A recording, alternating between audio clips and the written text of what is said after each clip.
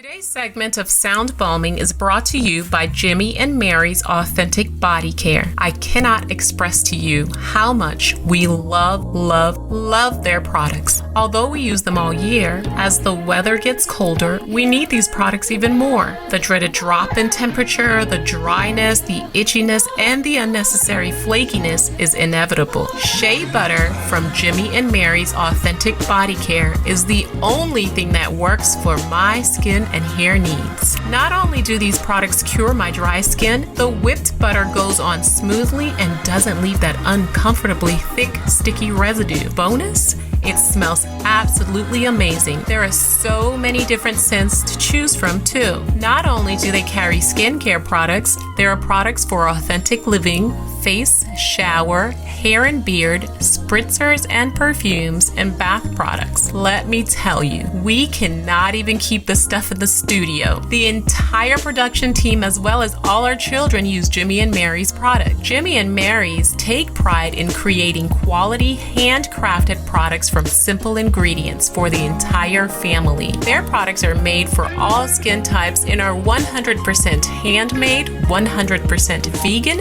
and 100% cruelty-free. Skincare is important. Moisture is key, and keeping our skin and hair hydrated is essential. I cannot emphasize how much we trust Jimmy and Mary's for all of our skincare needs. Hurry on up to jimmyandmarys.com and check out their products. Did I mention service is fast and efficient too? Don't forget to mention that you heard about Jimmy and Mary's Authentic Skincare on Sound Balming. Use the discount code SOUNDBALM20 to get 15% off. That's SOUNDBALM20 for 15% off at Jimmy and Mary's Authentic Skincare. Hey everybody, welcome to Sound Bombing. I created this show for people who want to experience a radical, life-changing journey through the sounds of my diverse guests. I hope that each sound you hear on this show will strengthen your faith, encourage your dreams, and challenge you to awaken the greatness within you. Drop the bombs. Drop the bomb. We're gonna drop the bomb. Drop the bomb. We're gonna drop the bomb. Drop the bomb. We come to drop the bomb. Drop the bomb. This is a journey into sound. A journey which along the way will bring to you new color, new dimension, new values, and a new experience.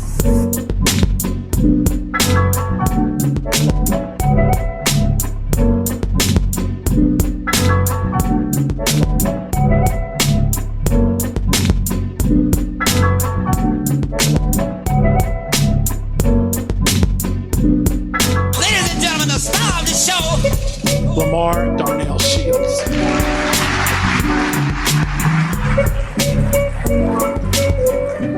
Good morning, good afternoon, good evening, whatever the time of the day it is. Welcome to my show.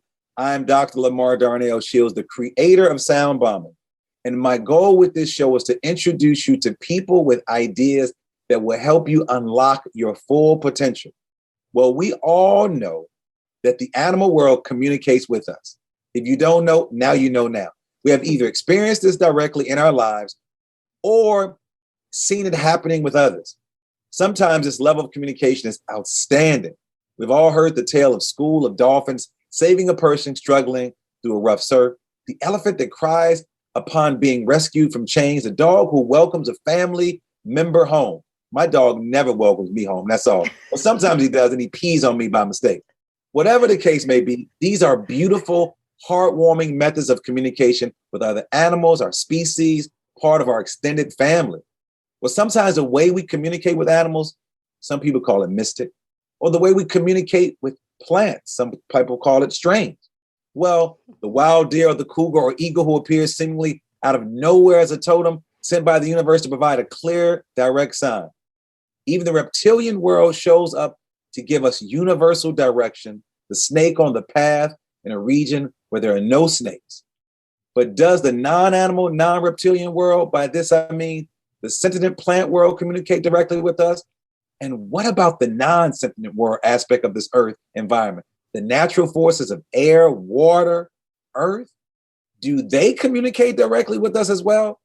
Well, to help me answer some of these questions. Well, hopefully, to help me answer all of these questions, I've invited Amy Dempster to Sound Bombing.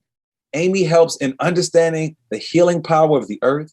What began as openly sharing her spiritual journey on her popular blog, Following Hogs, has become a resource for others wanting to learn how to communicate with nature and share their own unique healing gifts with the earth.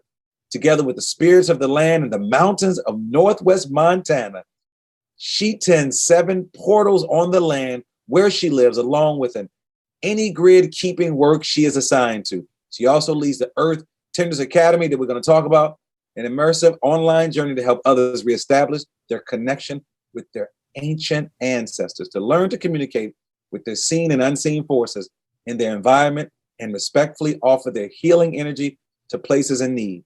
And since many of us and many of our states are opening up, and many of us have taken a vaccine, and many of us are staying healthy, we want to get back outside.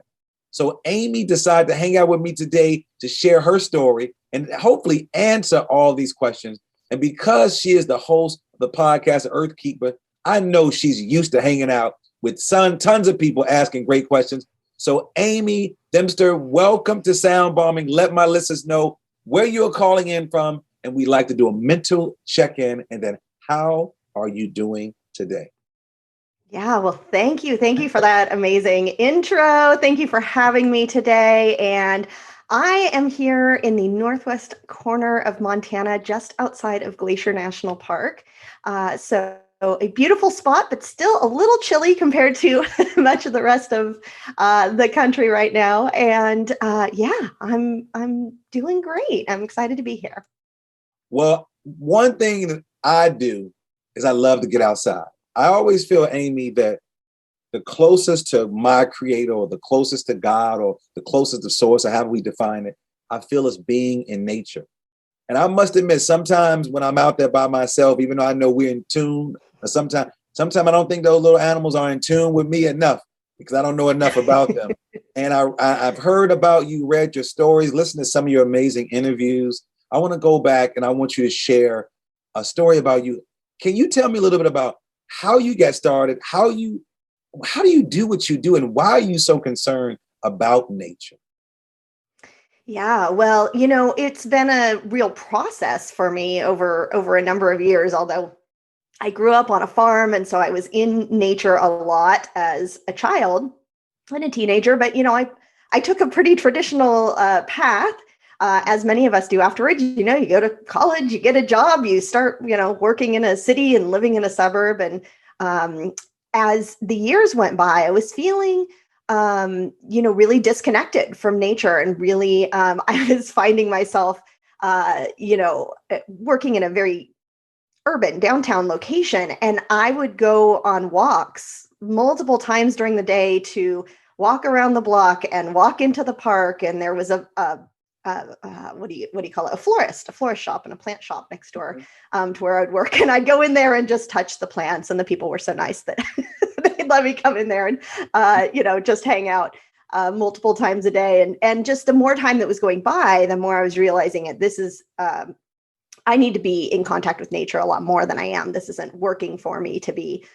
in this kind of environment. And so, it really started initially with a series of very unusual interactions with hawks, the birds. They were coming very close to me in a variety of different ways that made me just start asking questions like, what is this? This isn't normal. I'm used to seeing, maybe hawks in my environment, but not like this. And so really in that questioning, it kind of started leading me down a path to discovering what else is there out there? How might animals or plants or trees be communicating in this way? And the more I discovered and kind of the further I went, ultimately, leaving my job, leaving the place that I had lived most of my life, and moving here to Montana, where I can be in nature quite a bit more. It was shortly after the move here that I started realizing that trees were communicating with me. And it's very telepathic, right? It's like messages coming into your head that you didn't put there. And so obviously that was a little weird to me at first. It's not, I didn't want to tell anybody else for a long time that, trees were talking to me. But again, that really sparked a journey of exploration for me to figure out, why is this happening, and what kind of messages are there? And that has, obviously developed and led me down this path. Was there one moment where you felt like you were the crazy person talking to trees, or did people judge you because you were talking to trees and talking to animals? And if so, how did you overcome that judgment or critique of you to then continue to do the great work that you're doing now? I think I judged myself more than, right? I didn't want other people to judge me. And so I really kept it to myself for some time. And certainly I didn't want, if I was out, on a walk, putting my hands on trees, I didn't want the neighbors to wonder what I was up to. But it really, what happened was I started initially an anonymous Tumblr because I just wanted to keep track of the unusual things that were happening in my experiences. And so I just started sharing them. And at some point I got comfortable enough to move them over to a blog. And when I did that, people just started finding they're just my stories. It wasn't how to do anything. It's just, this is what's happening to me.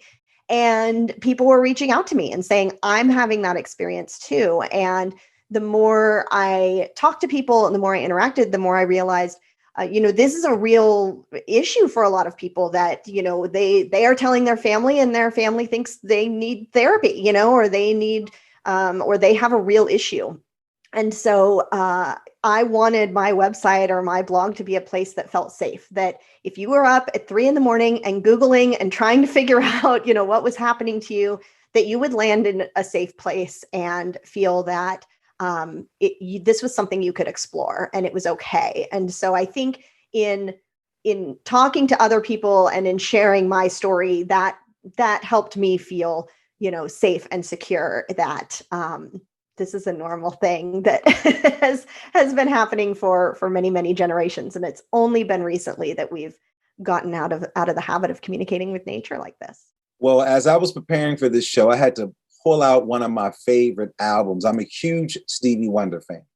And I'm not sure if you know, the Stevie Wonder has an album out that came out probably before either one of us was born, called The Secret, and it was called Stevie Wonder's Journey Through the Secret Life of Plants. It's a green album. Oh, I didn't know that. It talks about how plants communicate with one another and how plants engage with one another. If you're not familiar with that, believe me, I want you to definitely check it out. But again, you're thinking about, so the album, I believe, came out like in the 1970s. I think that was really groundbreaking. And then to hear you said that you felt that there was some communications with nature and with hawks. Now, when you asked the questions, did you ask the questions to the hawks, or did you ask the questions to yourself about what was going on around you? All of the above. I asked other people. I asked the hawks. I looked for books. I looked for, and it's so funny now, we have so much information and so many people kind of at our fingertips online. But even going back to, 2008 was really when kind of the hawk experiences started happening. And even then there was not a lot of information, and it was really difficult for me to find and piece things together. And so, in retrospect, I realized that was part of my journey, right? Like if I had just been handed an answer right away, it probably would not have spurred me to kind of continue on this journey and ask more questions. And so it really was, I think it was meant to be that I didn't just have an answer right away. That is interesting. I'm thinking about you having this communication, and I'm going to go back to this album again.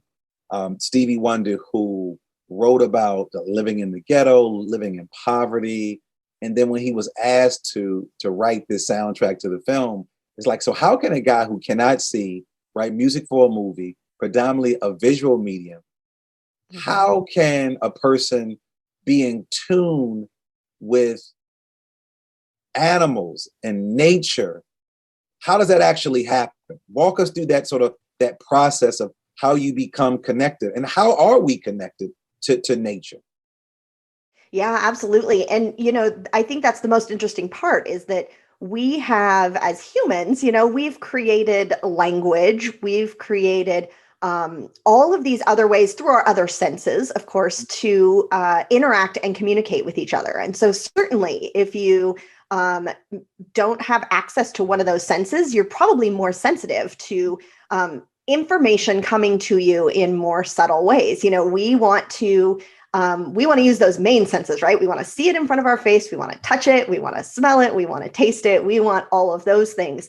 But really, there's this whole other vibration, really, of subtle communication that's going on. And in a very simplistic way, a lot of it is happening what we would consider telepathically. And so that's how trees are communicating with each other.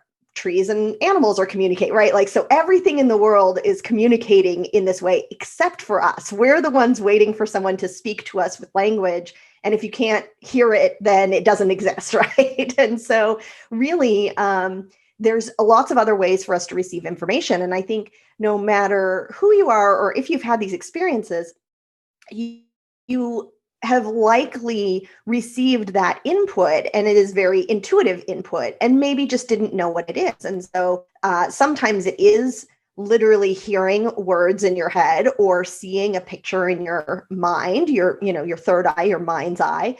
But sometimes it's really, you're picking it up in your physical body. And so, you're feeling a vibration in your stomach, or a fluttering in your heart, or a breeze picks up around you when it was, still.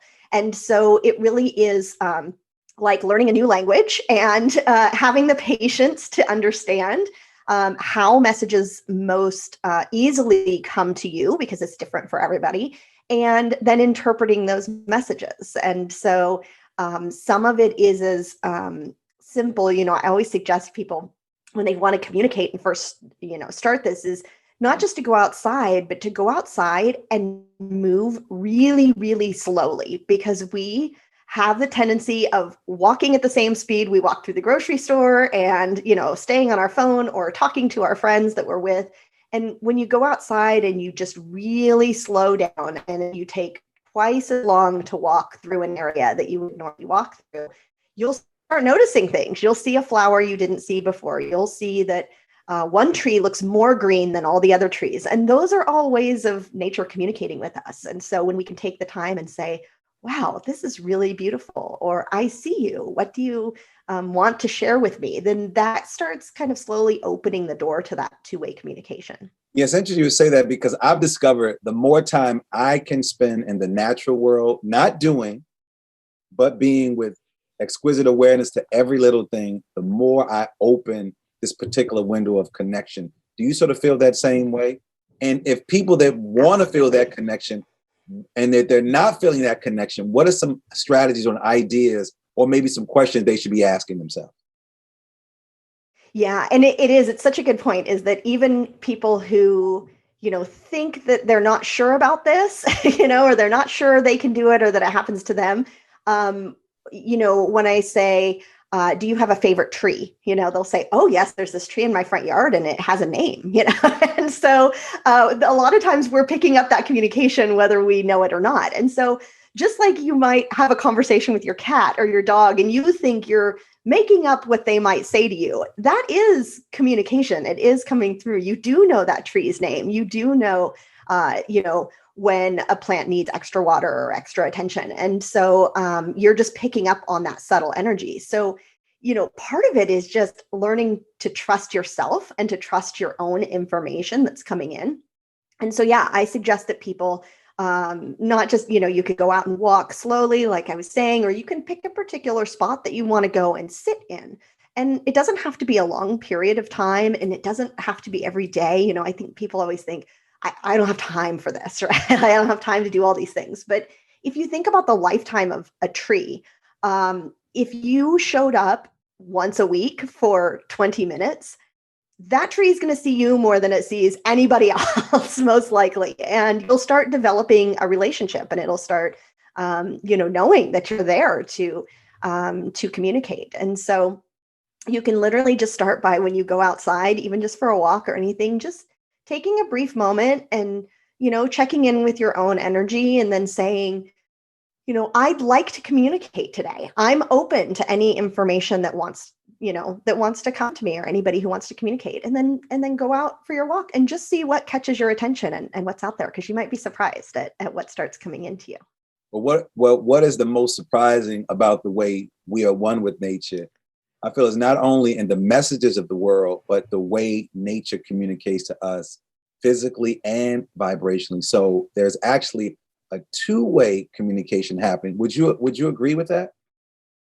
Yeah, absolutely. And, ultimately we're all made of the same stuff, right? Like it's all vibrating molecules, whether you're a tree or a human. And so certainly sound is a great way to work with nature, because you're communicating on that vibrational frequency. And, ultimately we weren't originally meant to live in houses with rubber soled shoes and, have a phone attached to our head all the time, right? Like we, as humans, we're part of nature, we're part of the earth, and we're part of the ecosystem. And so I think a lot of times we kind of go down this train of thought about, well, if the earth didn't like what we were doing, the earth could just wipe us off the face of the earth. True. I mean, sure, it could happen, but we're actually a needed and necessary part of the ecosystem. And so it would prefer if we could participate in that way. And so this is part of why we feel so good when we go outside in nature, and why it feels so good to, put our hand on a tree, is because our frequency naturally attunes to nature. And so when we get ourselves out into that, we can release a lot of stress. We can release a lot of anxiety, a lot of those things, because our body is naturally coming back into resonance with nature, which is our normal, healed, and healthy state. So that's why nature is so healing. That's why we like being out in it. So is there anything that concerns you right now? Because we are in, not only are we in a pandemic when it comes to COVID, but we're also in this climate change pandemic. So someone who is attuned to nature, who has a high level of vibration that's connected to nature, looking at what's going on in the world, does that concern you? If so, how are you then maybe shifting, or how are you continuing to do your work with the way that climate change is affecting how the landscape of nature looks right now? Yeah, I mean, it's really interesting because on a very large scale, the earth continues to move and shift and change with what's happening. And so oftentimes when I have tuned into, say, a major wildfire, or, some of these extreme weather events that we've had, the message that I'll receive back is, well, the climate has changed. It's not conducive for many of these species to live here anymore. And so instead of going slowly, we're going to go quickly, which is, very sad, and is a direct result of, what has happened, what humans have done to the earth in many ways over the past few hundred years specifically. And so it is adapting and changing, but it would rather work with us, right? It would rather have our participation. And I think the really challenging part is that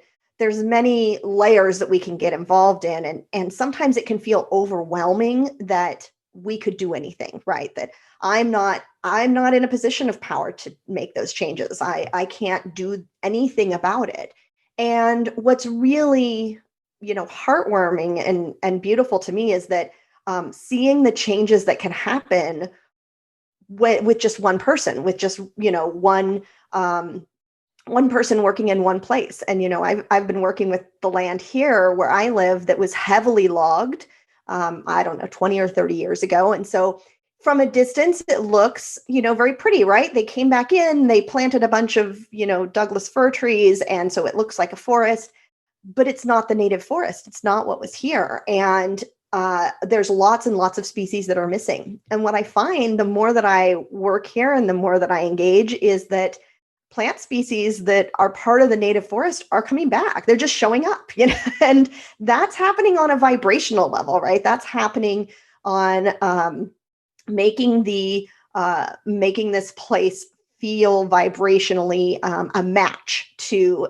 what was once here, to its original healed and healthy state, right? So just like humans, the earth and the land can be that way as well. And so a lot of that goes through, healing trauma that happened on the land, and again, doing this energetic work, making it feel safe. And so sometimes those things feel slow or feel like, what am I really doing? It's this one little spot. But that's really why, I do this and why I share and so much, because, imagine if we were all doing this, imagine the impact we would have. And certainly there are physical things we can do to improve the earth and improve the land and make those changes. But you realize even on a vibrational level, a lot can be accomplished. What effect does nature have on our emotions? There's this talk about the wind responds to our emotions, the trees resonates with our energies, the plants communicate with us. How does nature affect our emotion, or is it the actual reverse?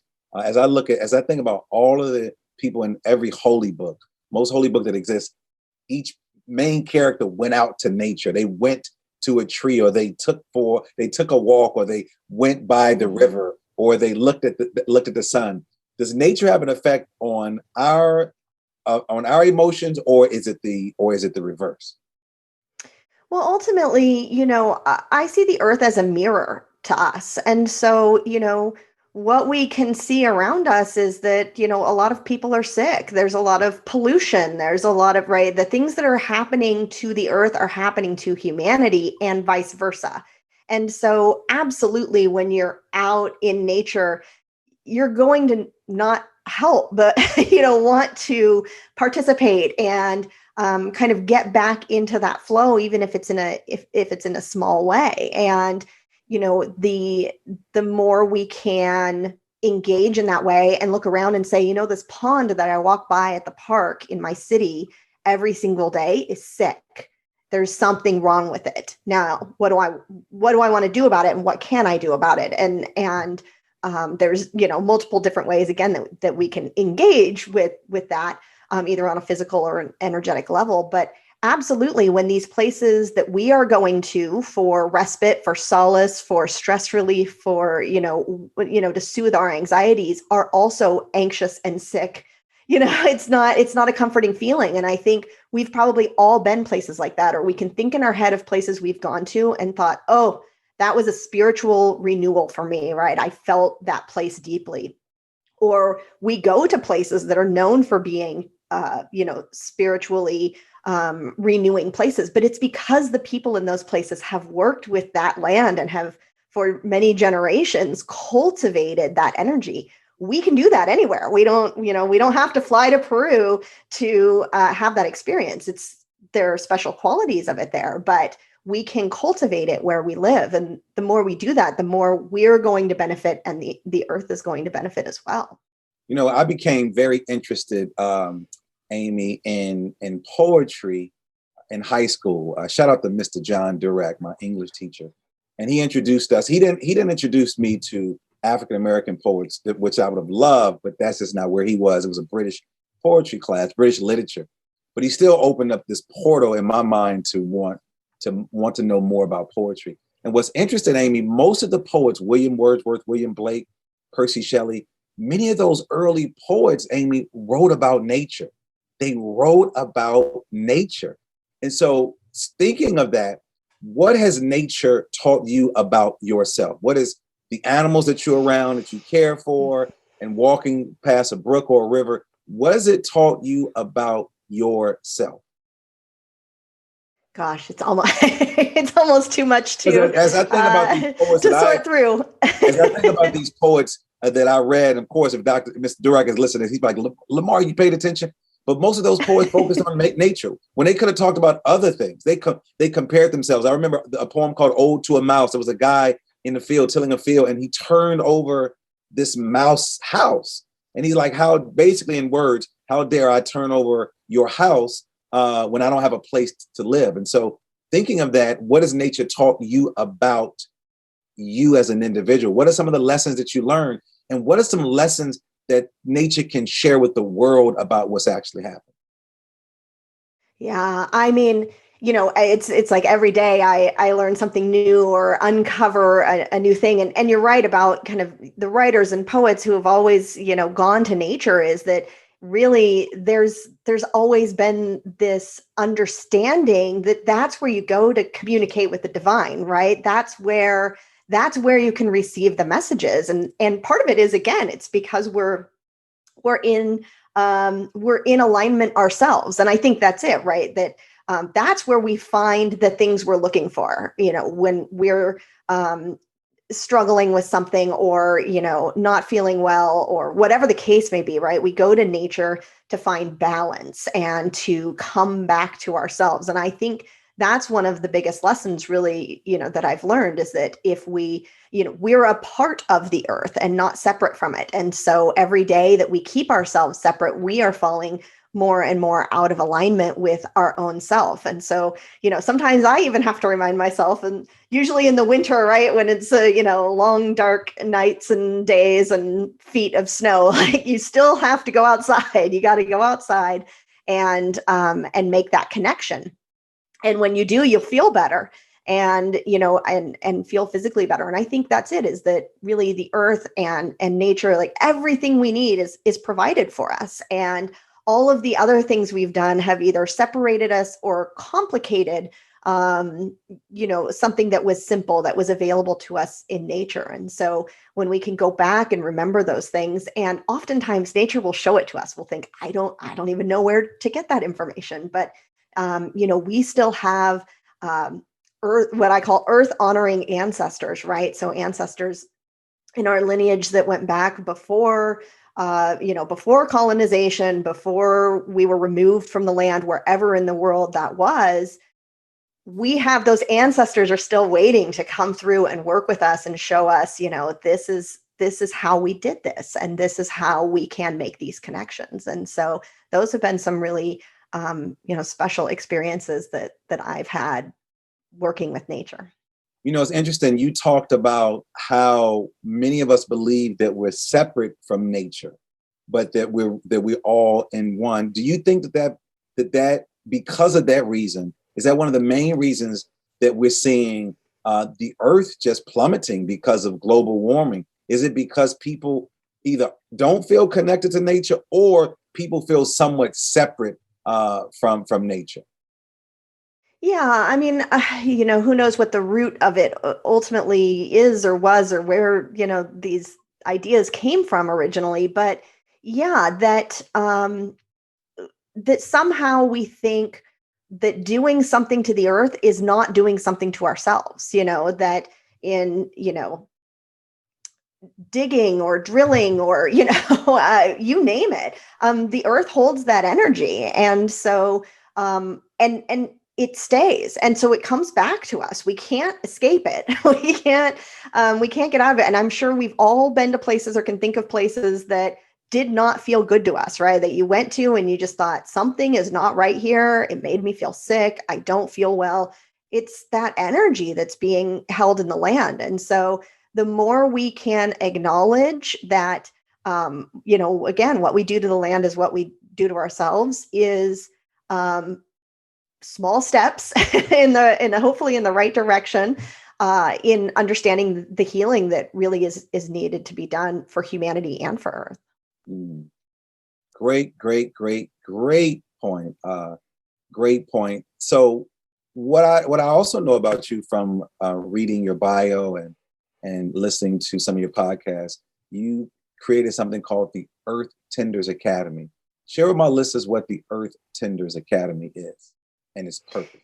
Yeah. So it's an online course, but it really is created to walk people through from the basics of, how do you work with energy? How do I protect my energy? How do I clear the energy in my house? So some of those kind of basic things, but then going really deeper into, how do I get to know the land where I live? What stories are here that I don't know about?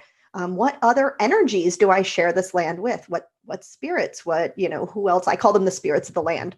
Mhm. So, and there's a variety of different types of spirits that they're there wherever you live, whether you know it or not. And so, when we can engage with them in a very direct way and really be in communication, that's when the magic starts happening, right? That's when we can understand if there's issues that need resolution, if there's just some nice things that So what that is would that process improve. like?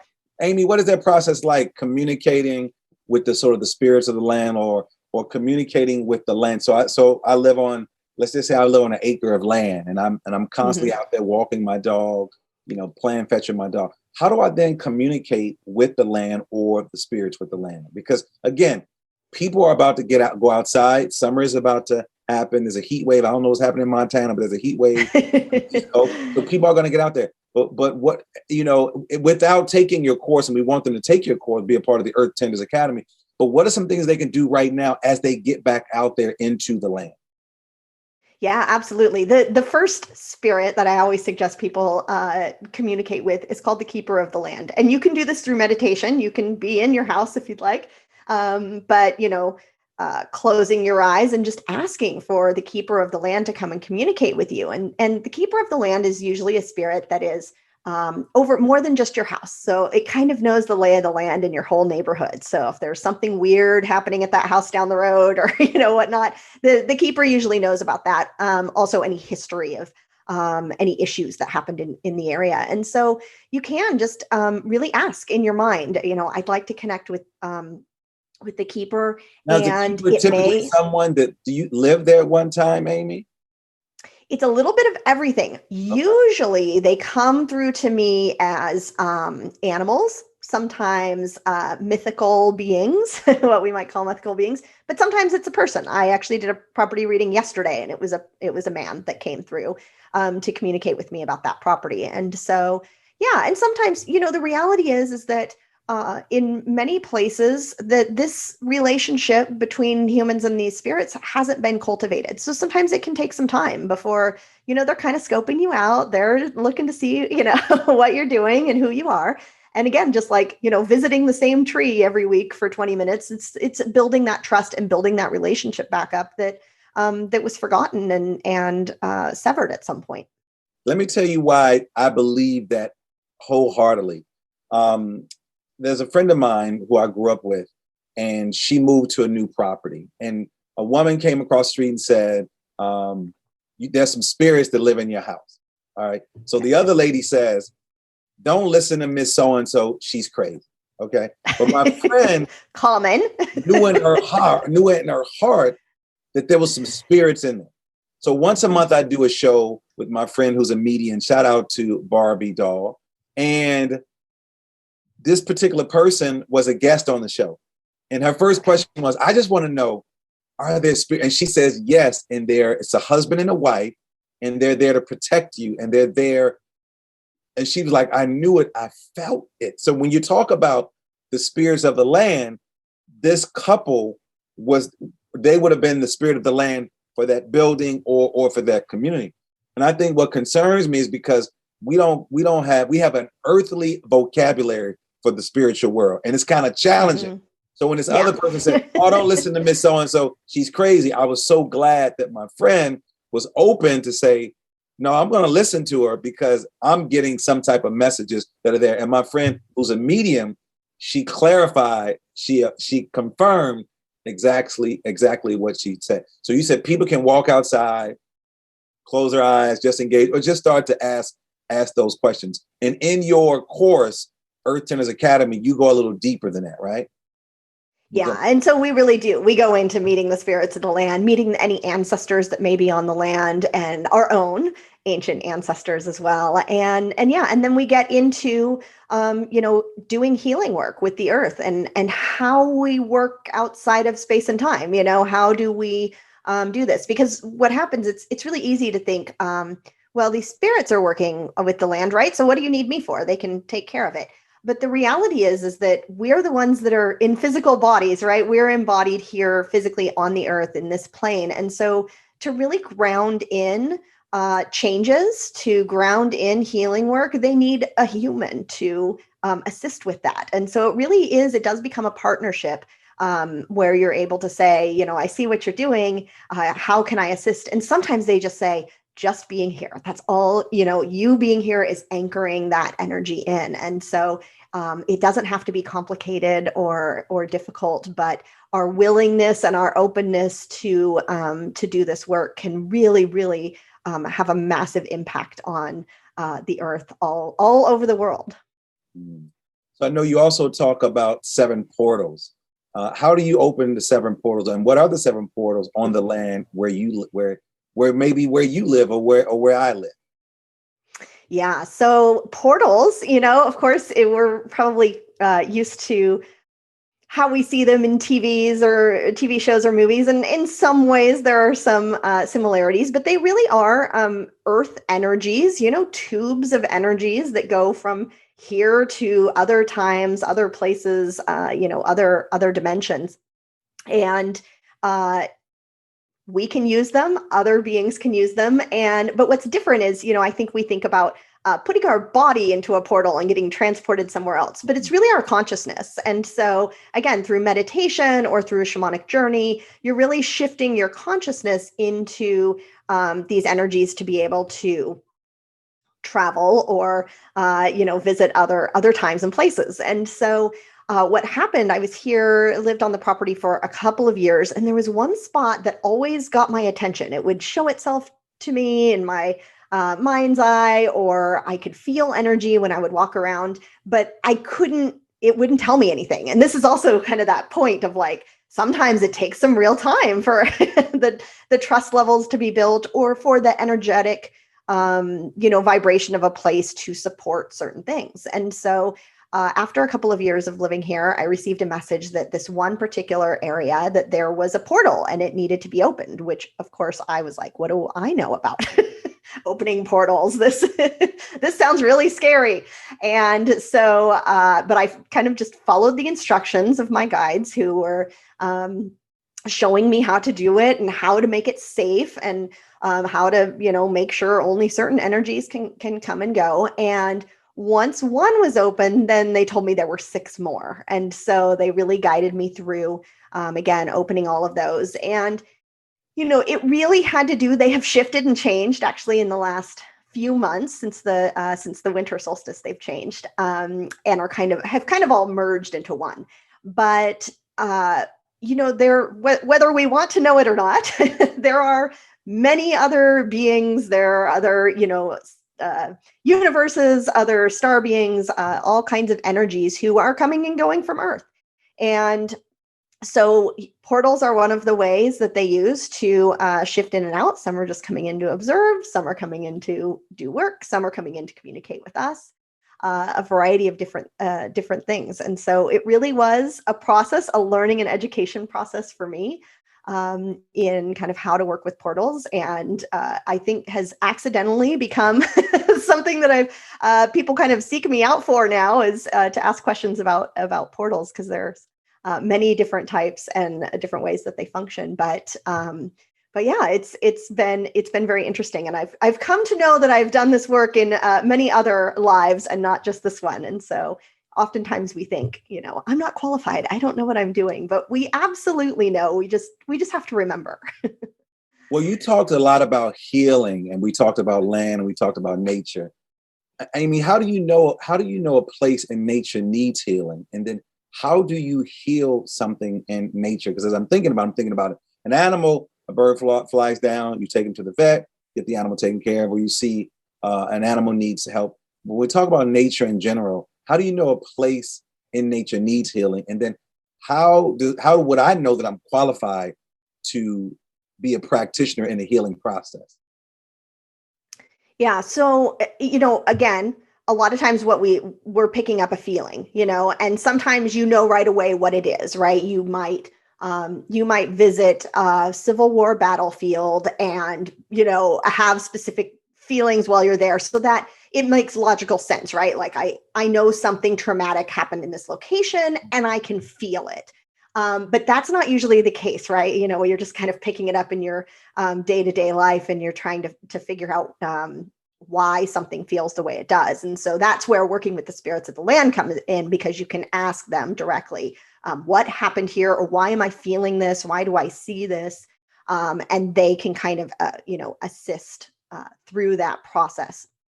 I tend to do remote readings on properties. So I'm just tuning in energetically and asking for those spirits in that location to communicate with me. And so they'll usually show me, there's an issue that, some damage was done to the land here, or sometimes I will. I'm trying to think. I did a reading once where I suddenly was, standing inside of an army tent with a group of soldiers, and their leader had been shot, and they were trying to figure out what to do. Right. So sometimes it's like this whole scene that plays out, and I'm like, oh, this happened here, and this energy is still here. And so it's a little different, for everything. Sometimes it's, again, like construction or drilling or something like that damaged. So it's all different types of things. And for me, it's really, and for anybody really, right? If this is interesting to you, it's a method to learn. It's something to get familiar with. And even for as long as I've been doing it, all the time, I interact with the property and I'm like, whoa, I've never seen that before. I don't know what that is. So tell me what to do. And so there's all of these helpful spirits that when we learn kind of how to discern who's who and, what their intentions are and why, make sure you're working with the ones who want to be helpful. They'll guide us through, here's what happened and here's how we could use your help here. Because usually it is a partnership where everybody's kind of working together to do the healing. So are you familiar with Brian Stevenson out of Alabama? I don't think so. So Brian Stevenson is the founder of EJI, which is like the Equal Justice Initiative. And he created a museum in Alabama, which is an interesting museum. Some people call it the Lynching Museum. But what it is, Amy, people from all over the globe, they find out if there was a person that was lynched in an area, and they dig up the dirt and they send the dirt to the museum. And in this museum, he has all of dirt from all over the globe. And then he has this museum. So it's a museum that you can go inside, a museum as outside. And, some people call it the Lynching Museum. Others call it the Legacy. Actually, it's called the Legacy Museum. And so when I went to the museum and I took my daughter, I'm reading all the reasons why people were hanged. And it wasn't just African Americans, it was people all over the country. I was always concerned about this ground where the soil is and what type of energy that they're bringing to Alabama in this one area. Because, for example, you can go out in your backyard right now in Montana and you can sort of, this energy healing. And someone says to you like, Amy, did you know James Jackson was hanged on this ground? And so then you sort of send that to it. And so as I'm listening to you talk and I'm thinking about the question that I ask you is, how do you know in nature a place needs healing? I got a chance to witness that in real time with my daughter.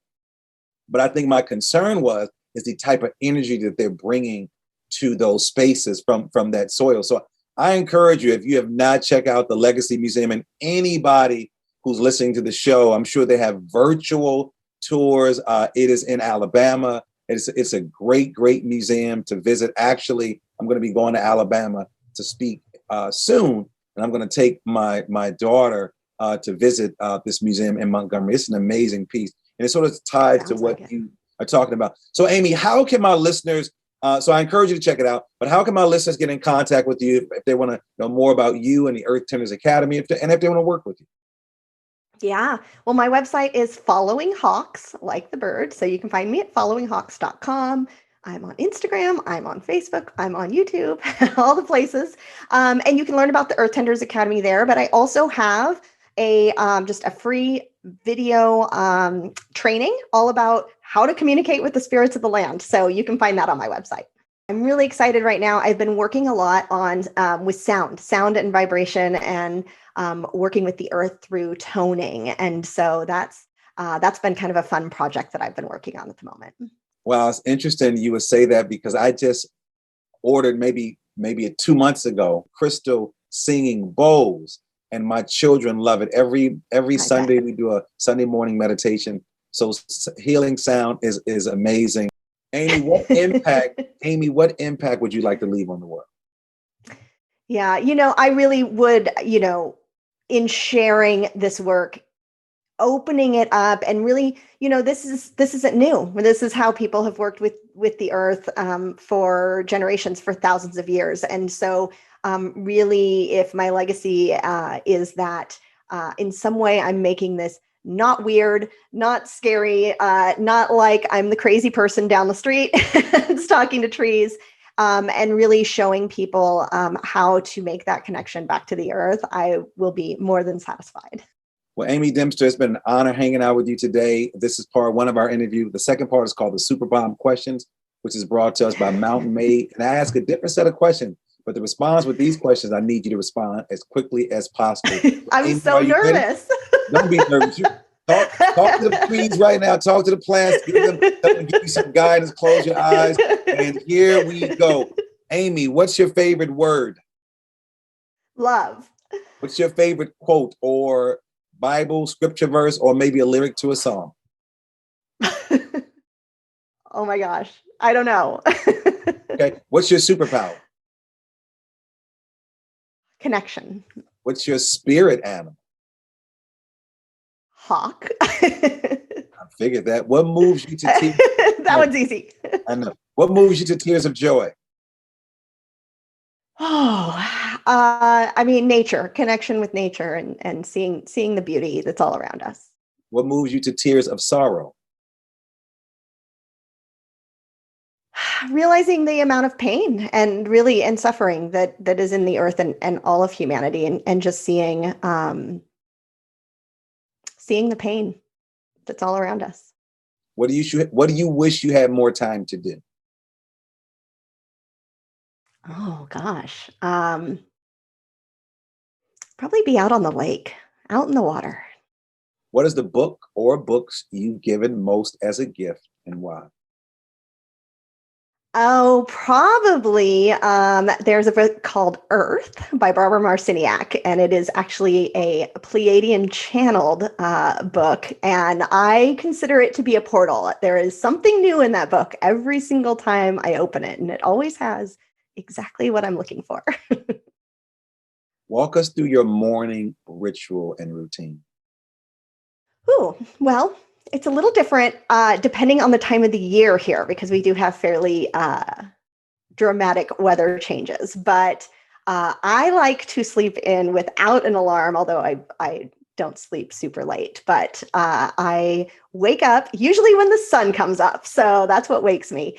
And that is dramatically different depending on the time of the year. And yeah, I will get up, I will take a shower, get myself ready for the day. I like to make myself a London fog, like a tea latte. And then this time of year, I take it outside and I go for a walk, and I've been watering my garden. I go, we have 5 acres here, so I have a little bit of space to wander around and just see what's new, what's blooming, what mushrooms have come up. And yeah, I try and do all of that before I sit down and check email. All right, Amy Dempster, final question. If you were in the Mrs. America talent competition, what would your talent be? Gosh, with the parameters of that, I'm not sure if I have a talent. Can I talk to a tree on stage? I'm not sure. Talk to a tree on stage. There you go. Amy, it has been an honor hanging out with you. Please check out all the things that she's doing. Because people are going out more, go out in nature and be in tune with nature. Our human awareness is just a small part of what is happening here in the universe. When you begin to explore the ways in which nature is in communication to you, animals, plants, elements, both subtle and profound, you begin to experience a great comfort and peace in this life. Amy, thanks for hanging out with me today. Thank you so much for having me. This was great. I also want to thank my amazing engineer, Alexander LeBlanc, my super duper producer, Nicole Klempaka, who loves to be outside, Supremacy for our theme music, and all of you for listening. Make sure you subscribe, stop being stingy, and share me with all of your friends. Leave a comment. If you want to know more about me, go to drdrlds.com, drdrlds.com. And as always, believe that something wonderful is about to happen. But some people miss the message because they're too busy looking for the mess. but not you because you've been listening to Sound Bombing. Peace. The Super Balm questions are brought to you by Mountain Made CBD. Mountain Made is changing the CBD game by offering a line of high-dose CBD tablets at an affordable price.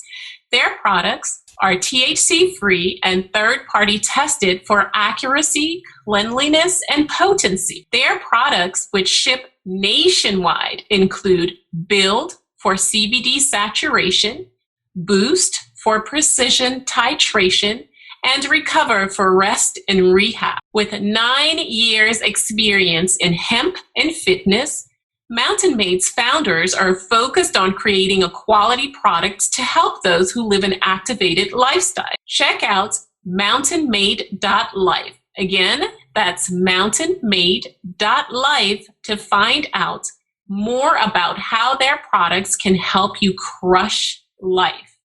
Remember, their products ship nationwide. Go check out their website today and follow them on social media at Mountain Made. That's the @ MNTMADE. Our staff at Sound Bombing uses Build before a morning workout, which helps to push our bodies to a whole new level on a daily basis. Try Build, try Boost, try Recover. Our staff is using these products to enhance our active lifestyle naturally, and we are crushing life with Mountain Made CBD, and you can too.